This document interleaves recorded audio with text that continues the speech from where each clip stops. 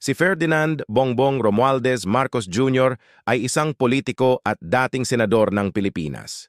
Ipinanganak siya noong Setyembre 3, 1957 sa lungsod ng Manila, anak ng dating Pangulo na si Ferdinand Marcos at Imelda Marcos.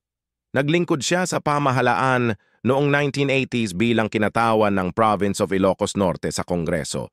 Siya ay naging gobernador mula 1998 hanggang 2007 at noong 2010 siya ay naihalal na senador.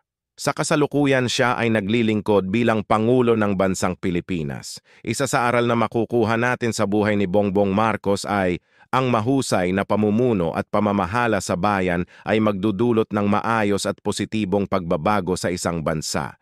Kilalanin naman natin si Inday Sara. Si Sara Zimmerman Duterte Carpio o Inday Sara ay isang Filipina lawyer at politician. Siya ay nagsilbing Vice Mayor ng Davao City mula 2007 hanggang 2010. Siya ay inihalal na mayor noong 2010.